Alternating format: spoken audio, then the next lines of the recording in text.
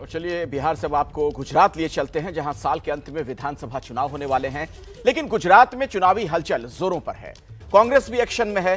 कांग्रेस ने चुनावी रणनीतिकार प्रशांत किशोर के साथ मिलकर अपनी नई चुनावी रणनीति तैयार की है। आप देखिए हमारे संवाददाता जैनेन्द्र कुमार की एक खास रिपोर्ट।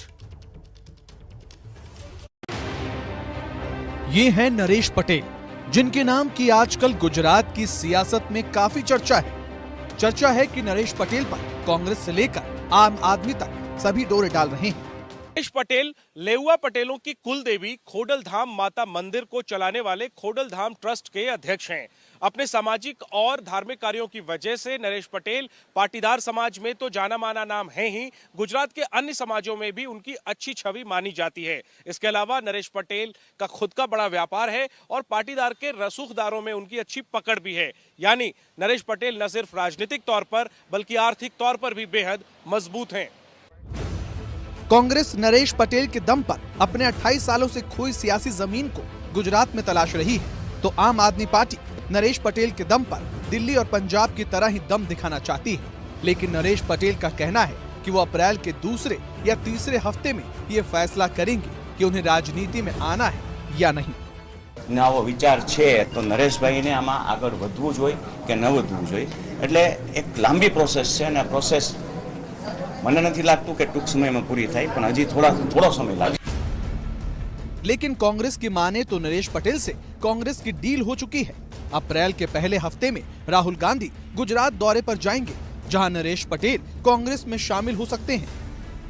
खबर तो यहां तक है कि पहले नरेश पटेल को प्रचार समिति की कमान दी जाएगी और चुनाव नजदीक आने पर कांग्रेस उन्हें सीएम का चेहरा भी बना सकती है। गुजरात विधानसभा की 182 सीटों में से करीब 30 से 35 सीटें पाटीदार इलाके में आती हैं। पिछले विधानसभा चुनाव में कांग्रेस को 77 सीट पर जीत मिली थी। उस चुनाव में हार्दिक पटेल कांग्रेस के साथ थे। नतीजों के विश्लेषण में ये बात सामने आई है कि कांग्रेस को पाटीदारों के इलाके यानी कि सौराष्ट्र में बढ़त मिली थी। कांग्रेस इसी बढ़त को नरेश पटेल के चेहरे के दम पर जीत में तब्दील करना चाहती है। इसी को कांग्रेस ने चुनावी रणनीतिकार प्रशांत किशोर के साथ मिलकर नरेश पटेल वाला प्लान तैयार किया है। सूत्रों के मुताबिक नरेश पटेल के नाम पर कांग्रेस ने गुजरात में आंतरिक सर्वे करवाया है, जिसमें उन्हें 4% वोट शेयर का फायदा होता हुआ नजर आ रहा है। पिछले विधानसभा चुनाव में कांग्रेस को करीब 41% वोट मिले थे। सर्वे से पता चला कि नरेश पटेल के नेतृत्व में चुनाव लड़ने पर कांग्रेस बीजेपी को करीबी टक्कर देने की स्थिति में पहुंच सकती है। वहीं सर्वे में एक चिंताजनक बात कांग्रेस के लिए यह भी सामने आई कि नरेश पटेल के बिना कांग्रेस आम आदमी पार्टी से पिछड़ भी सकती है।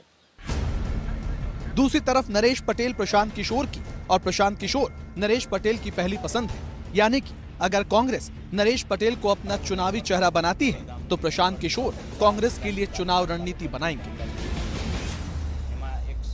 पंजाब में किए गए प्रयोग का हश्र सामने है। ऐसे में गुजरात में बड़ा प्रयोग करने से पहले कांग्रेस को कई बातों का ध्यान रखना होगा। नरेश पटेल राजनीतिक रूप से बिल्कुल नया चेहरा है। उन्होंने अब तक कोई भी चुनाव नहीं लड़ा है। ऐसे में उन्हें तरजीह दिए जाने से कांग्रेस के पुराने और वरिष्ठ नेता पार्टी से छिटक सकते हैं। वहीं हाल में संपन्न हुए उत्तराखंड और गोवा विधानसभा चुनाव में सरकार के खिलाफ माहौल के बावजूद कांग्रेस उसे जीत में तब्दील नहीं कर पाई थी। गुजरात में तो यह सिलसिला बीते 28 सालों से जारी है। आम आदमी पार्टी कांग्रेस की इस छवि को मुद्दा बना रही है और यह छवि कांग्रेस के लिए भी एक बड़ी चुनौती है।